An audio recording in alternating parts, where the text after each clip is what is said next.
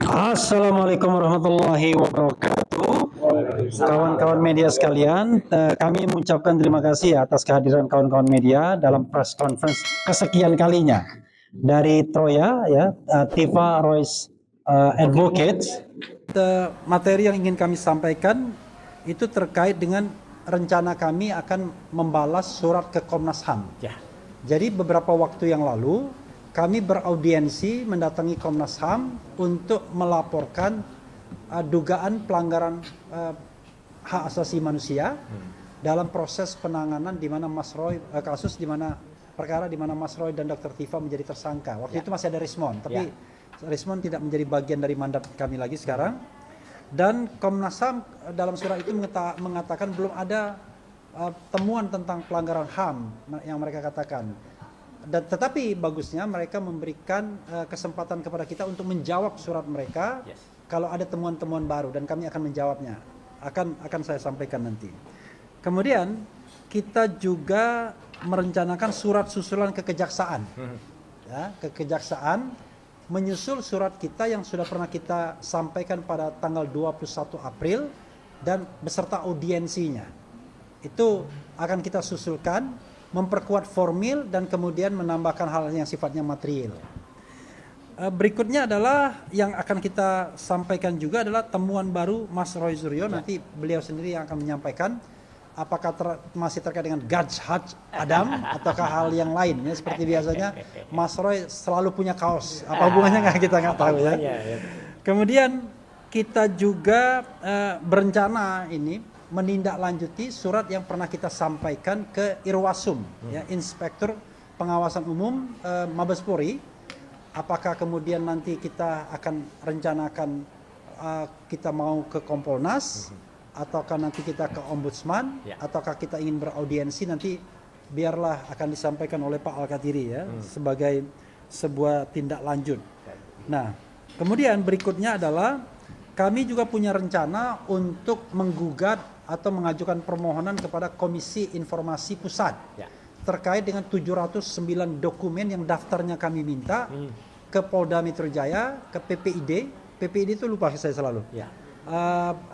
PPID Informasi dan Dokumentasi. PP-nya apa ya? Pejabat pelaksana atau apa? Pejabat pengelola informasi dan dokumentasi. Itu 709 itu kami cuma minta daftarnya saja yang dijadikan alasan untuk menersangkakan Mas Roy dan Dr. Tifa. Tetapi ditolak oleh PPID Polda Metro Jaya, dan ketika kami sampaikan komplain sesuai dengan mekanisme undang-undang ke atasannya juga menolak karena dianggap itu bagian dari proses penyidikan. Tetapi kita akan lihat apakah betul demikian, makanya kami akan ajukan permohonan ke KIP paling lambat nanti awal bulan. Apalagi materi yang belum disampaikan itu ya materinya. Nah, oke. Pertama mengenai surat ke Komnas HAM. Begini, kalau kami menengarai bahwa pelanggaran hak asasi manusia itu sudah terjadi, yaitu pelanggaran setidak-tidaknya pelanggaran terhadap hak atas kepastian hukum yang diatur di dalam pasal 28D Undang-Undang Dasar 1945. Apa saja? Sebagai contoh yang paling nyata adalah pelimpahan berkas perkara yang terlambatnya minta ampun tahap kedua P19. Dari yang harusnya diberikan waktu 14 hari, ini lewatnya nggak tahun-tahun 70 hari. Kami menghitung kalau misalnya surat itu tanggal 21 April saja belum sampai diadministrasikan di Kejaksaan Tinggi DKI, maka kami berasumsi let's say tanggal 22 dia terima. Dan kemudian kami berasumsi bahwa pengembalian dari kejaksaan kepada penyidik itu kira-kira tanggal 26-27 Januari. Dari 26 ke 27 Januari sampai ke tanggal 22 April itu kami menghitung 84-85 hari. Nah, kami menganggap nanti alasan kami ke Komnas HAM sudah terjadi pelanggaran hak asasi manusia berupa pelanggaran terhadap azas kepastian hukum atau legal certainty, legal uncertainty, ini terjadi ketidakpastian hukum pastinya, yang kemudian kita katakan ini melanggar prinsip-prinsip konstitusional di pasal 28D Undang-Undang Dasar 1945, termasuk juga Undang-Undang 39 tahun 1999 tentang hak asasi manusia. Pelanggaran lain adalah yang sudah kami state di dalam surat kami pada Kejaksaan Tinggi adalah pelanggaran terhadap Undang-Undang Nomor 31 Tahun 2014 tentang perlindungan saksi dan korban. Perlindungan pelanggaran terhadap KUHP, Kitab Undang Hukum Pidana, baik KUHP yang lama Undang-Undang Nomor 8 1981 maupun KUHP yang baru Undang-Undang Nomor 20 Tahun 2025. Dan juga kami melihat ya, karena kita di bandara ada announcement itu ya. Oke. Ya, kemudian juga pelanggaran terhadap Undang-Undang Administrasi Pemerintahan, Undang-Undang Nomor 30 Tahun 2014. Nah, semuanya kami anggap ada potensi yang besar untuk dikatakan sebagai pelanggaran terhadap azas kepastian hukum, di mana yang namanya kepastian hukum dan keadilan itu adalah hak konstitusional yang berasal dari hak asasi manusia tentunya, yang dilindungi oleh konstitusi. Itu yang nanti kami akan rumuskan kepada Komnas HAM. Nah, mengenai yang kedua, mengenai surat susulan ke kejaksaan, kami akan menegaskan sekali lagi bahwa proses yang terjadi ini sudah melanggar hukum, sudah melanggar baik KUHP lama maupun KUHP baru. Saya tadi sebut KUHP ya, KUHP lama maupun KUHP baru, Kitab Undang-Undang Hukum Acara Pidana. Karena itu kami akan mengingatkan kembali kejaksaan agar kasus ini dihentikan, khusus untuk kasus Mas Roy yang jadi tersangka dan Dr. Tifa. Karena itulah mandat kami. Tetapi memang ada beda speed antara klaster 1 dan klaster 2. Sepanjang pengetahuan saya di klaster 1 sampai sekarang belum pernah terjadi pelimpahan. Belum ada ya. Karena itu kita bicara klaster 2 saja. Sehingga kami akan tebalkan itu, termasuk juga nanti materinya. Materi-materi yang terkait dengan pasal-pasal yang disangkakan itu akan kami sampaikan kepada kejaksaan secara resmi, karena sebelumnya kami hanya menyampaikan hal-hal yang sifatnya formil dan hal-hal yang sifatnya material tidak tertulis tetapi lisan. Tapi nanti akan kami sampaikan secara tertulis bahwa secara formil dan material sudah terjadi pelanggaran dan kami ingin kasus ini dihentikan. Sekali lagi, kasus ini dihentikan bukan karena kita minta RJ atau restoratif justice, tetapi karena kita melihat ini sudah melanggar hukum dan demi hukum seharusnya kasus ini dihentikan. Bagaimana dengan nasib pembuktian ijazah Jokowi? Kalau ada pertanyaan akan saya jawab. Ya. Oke. Kemudian apa lagi tadi? Cukup ya? Oke. Nah, untuk mempertajam, kami akan memberikan kesempatan kepada Pak Didit ya, sebagai ahli yang pernah diajukan oleh Mas Roy untuk menyampaikan soal yang sifatnya material tadi. Selain punya perspektif pelanggaran HAM, ini juga punya perspektif pelanggaran terhadap proses hukum yang sedang ditangani penyidik Polda Metro Jaya dan sekarang bolanya ada di kejaksaan. Itu akan kita sampaikan. Tapi sebelumnya saya ingin mengucapkan kawan-kawan semua ya, mari kita bertepuk tangan dulu. Ayo sebentar. Tepuk tangan lah. Nufus tepuk tangan juga. Karena saya mau mengucapkan selamat kepada Mas Didit yang kemarin promosi doktor. Jadi beliau bukan lagi dokter kandidat sampai dokter penuh di bidang hukum pidana dan beliau menulis tentang pra peradilan. Silakan Mas Didit, tapi jangan bicara tentang disertasi Anda ya. Ini saja ini. Dokter Didit. Selamat sore semuanya. Terima kasih Bang Refli. Selamat sore rekan-rekan. Jadi kalau bilang penerapan hukum, ya seharusnya jaksa peneliti memberikan supervisi terhadap penyidik Polda Metro Jaya.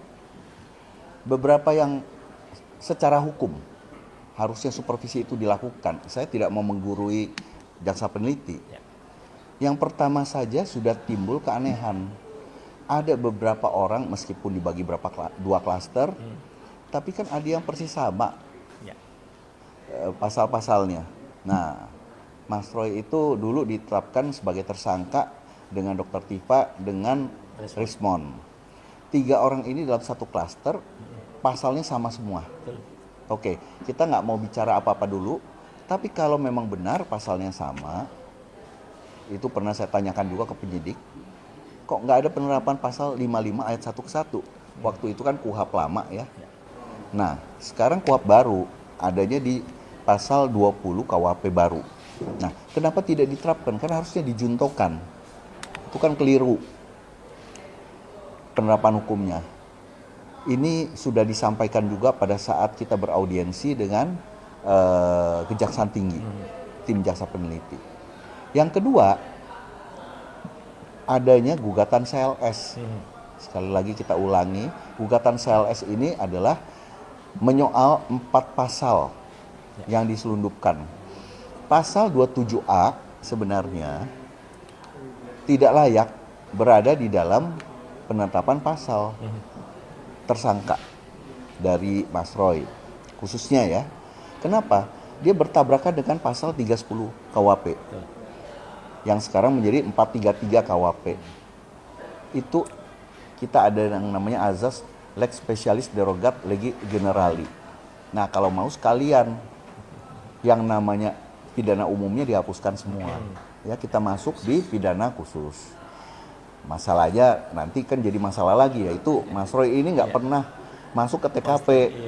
Nah, Mas Roy nggak pernah ke TKP. TKP-nya mana? Cyber. Nah, itu yang saya sampaikan ke ahli, ke penyidik ketika menjadi ahli di Polda Metro Jaya. Oke lah. Namun yang paling penting bukan pasal itu, pasal 32 ayat 1 dan 35 Undang-Undang ITE. Kedua pasal itu ternyata kalau dicari narasinya tidak ada perbuatan peristiwanya. Jadi kita melihat laporan polisi, ternyata nggak ada sama sekali. Misalnya Mas Roy kalau dituduh melakukan pencurian, kan jelas harus kelihatan dia melakukan mengendap-endap, naik pagar, kemudian masuk, kemudian ada bekas jendela yang dirusak, pembongkaran dan sebagainya. Keluar lagi dia bawa barang. Nah, itu kan berarti ada narasi peristiwa mengenai pencurian. Tapi sekarang ini mana ada narasi yang dilaporkan polisi. Jadi kita tidak bicara soal pembuktian, ya. Itu yang harusnya dari jaksa peneliti dia harus mendalami dulu. Kenapa ini pasal bisa ada dengan tanpa adanya narasi peristiwa. Nah itu. Ya apalagi sudah ditetapkan tersangka atas beberapa pasal. Apakah ada bukti permulaannya lagi? Ya, itu jadi jauh api daripada panggang kita bilang, ya kan? Terus kalau demikian ya jadi masalah. Kemudian ada satu lagi masalah. Pasal 28 ayat 2 Undang-Undang ITE. Ini harus juga dituntaskan, tidak boleh dipaksakan terus. Karena 28 ayat 2 Undang-Undang ITE sebenarnya sudah dinyatakan dicabut. Undang-Undang ITE-nya itu 2019. Dicabut dan diganti dengan pasal 243. Tapi di undang-undang tahun 2000 ITE tahun 2024 pasal ini muncul lagi, terlahir kembali. Jadi kita bisa bilang ini pasal ini adalah anak haram dari undang-undang. Saya tegaskan nih, ini anak haram dari undang-undang. Nah, ini kan nggak bisa adanya dualisme. Jadi harusnya jelas. Ini mau kalau orang hukum bilang quo vadis, kepastian hukum, bukan keadilan dulu. Nah, jadi ini sudah ada ketidakpastian hukum di sini. Jadi jaksa peneliti sifatnya harusnya dia memberikan petunjuk-petunjuk mengenai penerapan hukum-hukum ini, ya, pada penyidik. Pada penyidik. Jadi itu yang seharusnya terlebih dahulu dibereskan, ya. Karena kalau tidak dibereskan akan terjadi abuse of power dan melanggar HAM Mas Roy. Ya, demikian. Itu yang bisa saya sampaikan. Semoga pihak kejaksaan akan menjadi perhatian. Terima kasih. Terima kasih Pak Didit. Terima kasih Dokter Didit. Nah, dokter asli loh nih, bukan dokter Nggak ada. Ya, tadi ya. Buat teman-teman sekalian ya, ini menegaskan kembali bahwa baik secara formil maupun secara material itu sudah terjadi pelanggaran-pelanggaran undang-undang. Formil dan material. Nah, formil dan material inilah yang kami akan tebalkan, kami akan sampaikan lagi kepada kejaksaan. Apakah kejaksaan yang mana nanti kita akan lihat ke depannya. Itu yang bisa kami sampaikan. Berikutnya adalah soal yang terkait dengan surat ke Inspektur Pengawasan Umum yang pernah kita ajukan tempo hari dan bagaimana tindak lanjutnya. Silakan Pak Al-Kathiri.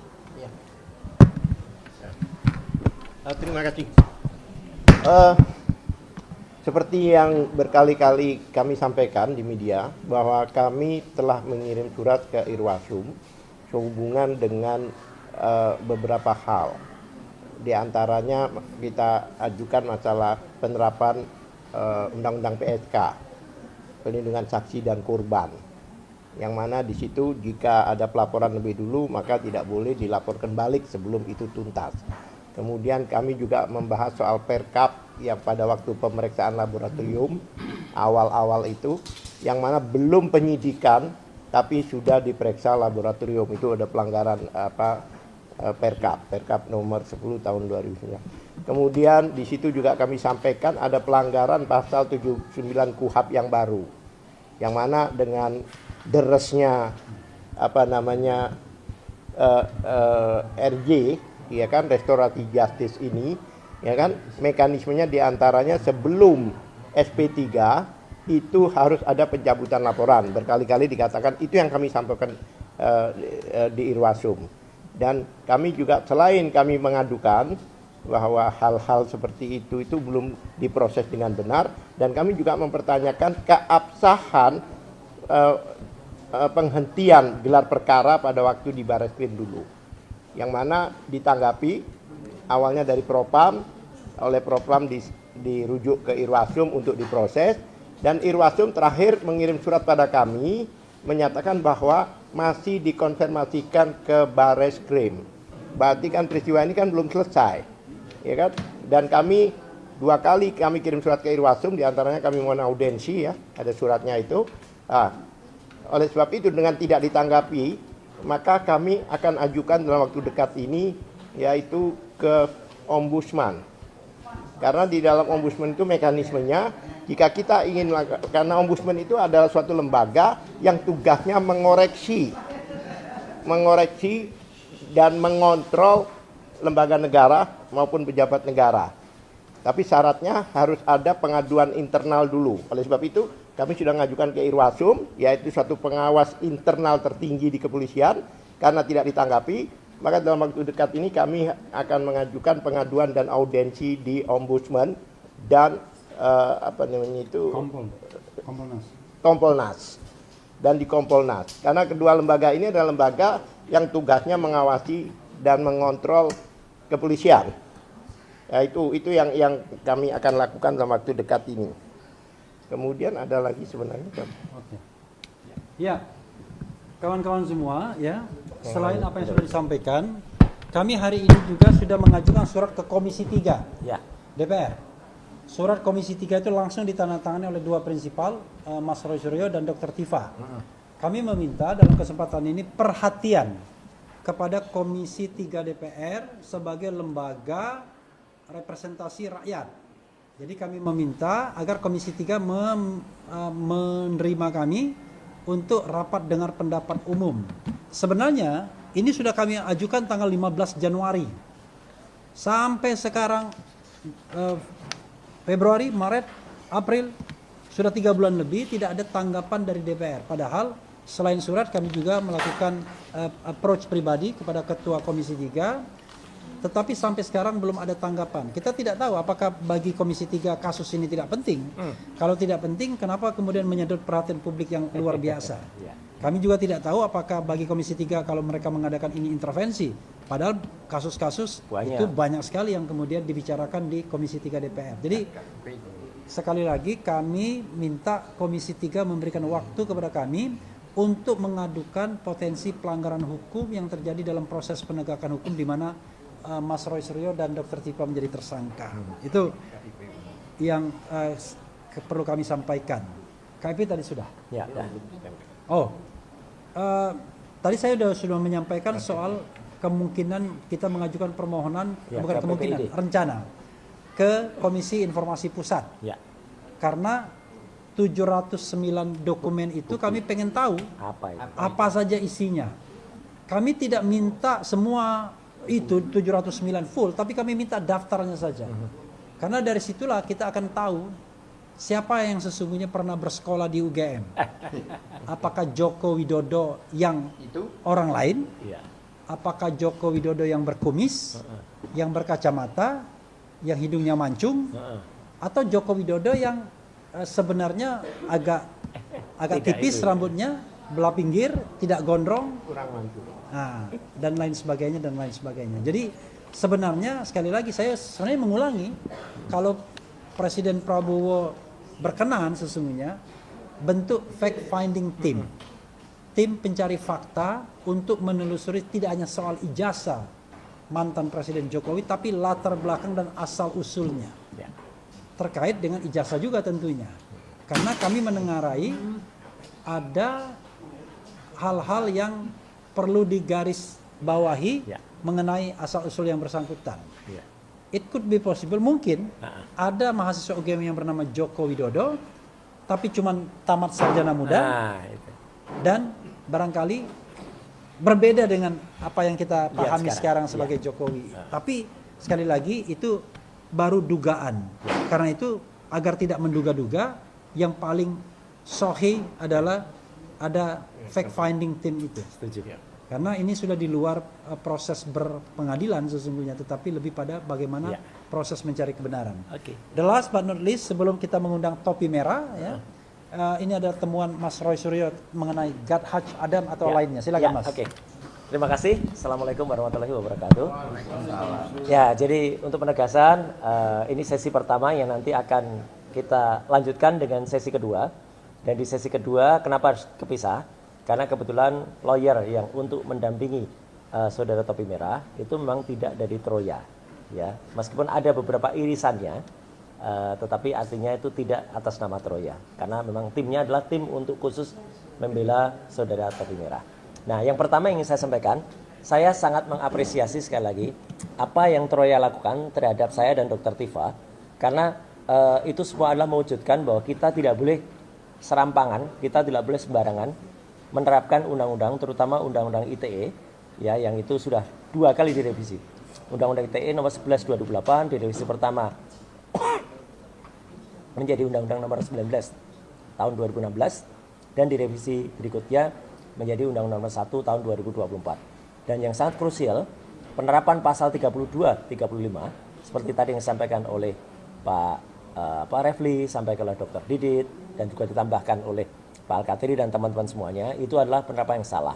Maka dari itu kami kemarin mengajukan beberapa langkah, termasuk ke Mahkamah Konstitusi, kemudian ke berbagai tempat. Dan itu semua masih ongoing, masih dalam berjalan. Intinya apa? Kalaupun ada narasi di mana kami menyatakan ini harus dihentikan demi hukum, bukan berarti kami menyerah. Sekali lagi, itu penting banget. Jangan salah quote. Jangan kemudian diplesetkan karena termul ya. Wah, termul itu kan saya paling suka itu ketika Pak JK mengucapkan beritahu termul itu. Nah, itu ya, itu bagus banget ya. Terima kasih Pak JK, hormat kami ya. Itu apa? Karena mereka sering memelesetkan, dikira menyerah gitu. Kenapa nggak nambah RJ? Justru RJ itulah yang menyerah kalah. Restoratif justice itu menyerah kalah supaya mereka tidak lanjut gugatannya. Sehingga begitu nggak lanjut, yang dari sisi sono aman, merasa aku nggak jadi ke persidangan, nggak perlu tunjukin ijazahnya. Kami tetap mengejar ijazah 99,9% palsu ini. Udah jelas, cuman memang forumnya tidak pada saat forum ketika pengadilan untuk kasus pencemaran nama baik dan fitnah, bukan di situ forumnya. Coba teman-teman sekali lagi bayangkan, kalau itu sidang yang nanti akan dihadir, misalnya pelapor, ini pun kalau hadir pelapor. Karena yang kami dengar, pelapor sedang membayangkan supaya dia tidak perlu hadir. Hanya pakai surat kuasa. Nah kalau hadir, pasti akan ditanyakan, pelapor benar ini ijazah Anda? Coba tunjukkan jaksa. Tunjukkan oleh jaksa. Benar yang mulia. Kemudian, saudara tersangka atau terdakwa, benarkah Anda pernah hadir di acara ABC? Benar. Udah, itu aja. Dari situ kemudian ijazahnya dilihat sekilas oleh hakim. Udah. Apa itu pembuktian ijazah? Tidak sama sekali. Pembuktian ijazah itu ada yang seperti di sidang CLS di Solo yang secara aneh itu kemudian dihentikan di akhir. Penghentian tidak kompetensi dan lain sebagainya itu harusnya di depan, tiba-tiba di belakang. Makanya Tokham juga lagi mendampingi para purnawirawan TNI untuk terus dan jelas dan jangan mangkir lagi dari tiang CS yang ada di Jakarta Selatan, karena itu untuk menguji ini. Jadi kami akan yakinkan bahwa yang namanya pengejaran soal ijazah palsu ini terus dilakukan. Nah kemudian apa? Kami terus menyampaikan ya Mas Refli dan teman-teman yang lain bahwa kenapa dukungan sebelum nanti kita bicara detail soal topi merah, kenapa dukungan saya ada terhadap yang karena ini untuk menjawab peristiwa persis seminggu yang lalu. Jadi seminggu yang lalu itu ada peristiwa bagus di salah satu TV swasta yang mikrofonnya ada di sini, sekali lagi terima kasih ya. Yang waktu itu kita bongkar habis orang yang awalnya bilang saya akan menelanjangi Roy Suryo. Taunya dia sendiri yang telanjang ya gitu. Jadi artinya apa? Ya ditelanjangi oleh statement-statementnya sendiri. Bahkan terima kasih TV yang bersangkutan malah sudah nulis nih, membuat liputan bagus nih, jejak digital Rismon. Wah, ini bagus. Teman-teman nonton aja itu. Ya, itu ada banyak tuh statement, termasuk dia statement soal saya akan gugat 126 triliun kepolisian kalau tidak bisa membuktikan. Mana sekarang? Buktikan kalau kamunya balik badan ya. Itu buktikan. Kemudian juga nanti akan dikejar. Soal ini malah justru dari termul-termul sendiri. Soal ijazah palsu dan juga soal surat kematian yang ada di dia. Itu harus dikejar. Dan seminggu yang lalu itulah makanya ketika TV yang bersangkutan menampilkan ini pada jam 8 lebih 8 menit ya. Kemudian itu menit ke 49 kalau ada rekaman YouTube-nya, dia sendiri mengatakan silahkan dianalisa dan ini terbuka.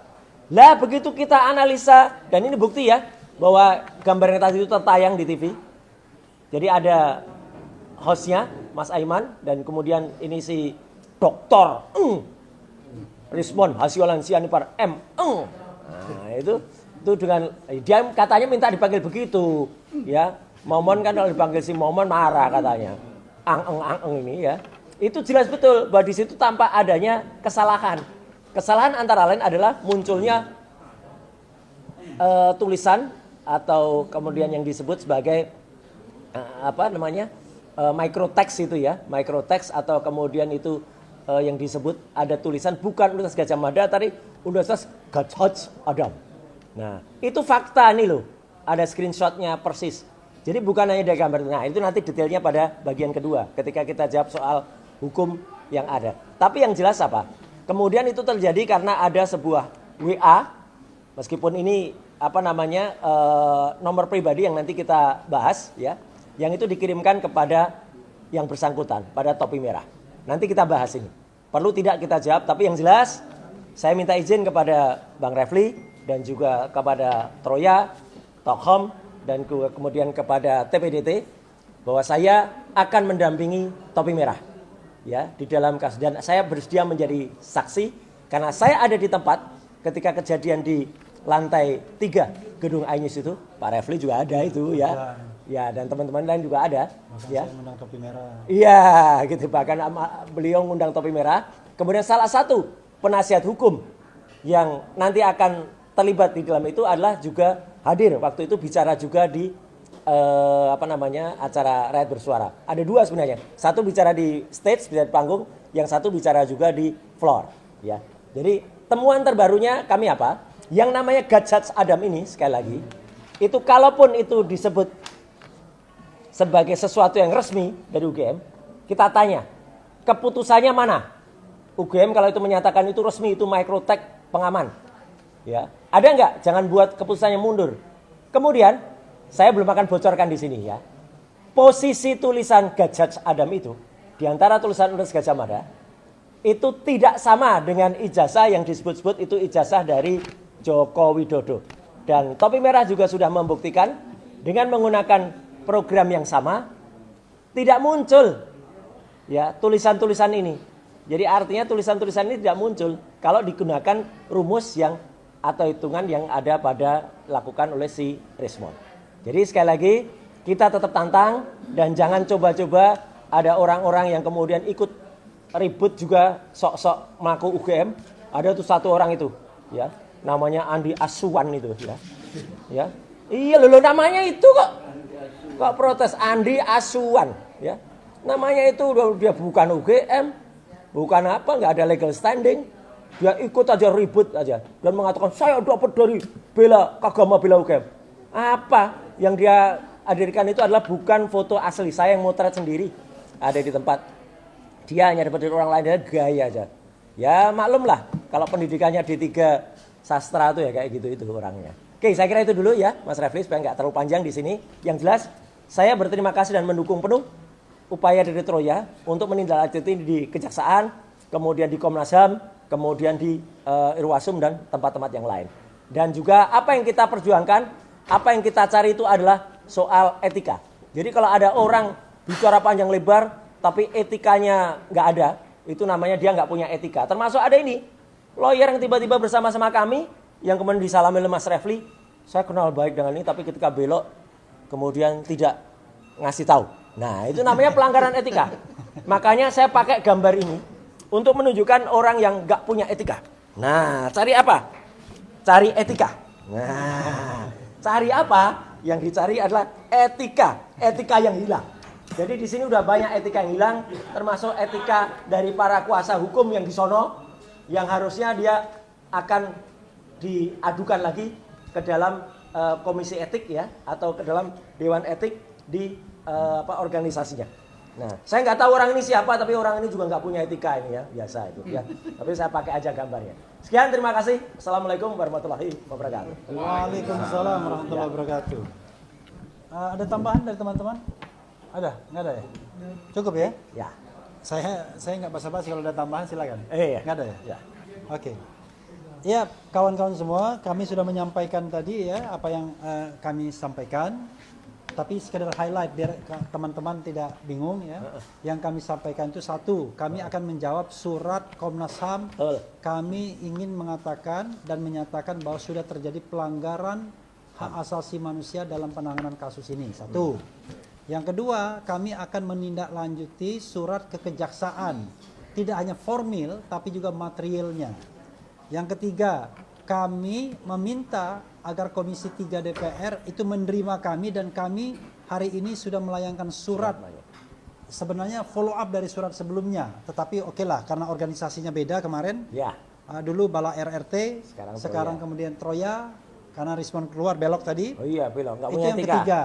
Yang keempat, kami juga akan melakukan langkah-langkah bila mana tidak ada tanggapan lebih lanjut dari Irwasum, mungkin ke Kompolnas, mungkin juga ke Ombudsman. Yang kelima, kami akan melakukan gugatan atau permohonan kepada Komisi Informasi Pusat terkait dengan 709 data yang dianggap sebagai data pendukung untuk menersangkakan Mas Roy dan Dr. Tifa. Kita pengen tahu itu data apa aja. Ya. Karena diantaranya 505 berasal dari UGM. Nah, itulah 5 hal yang kemudian kami sampaikan hari ini untuk menjadi summary dan perhatian dari kawan-kawan media sekalian. Kami ucapkan terima kasih, dan setelah ini kami undur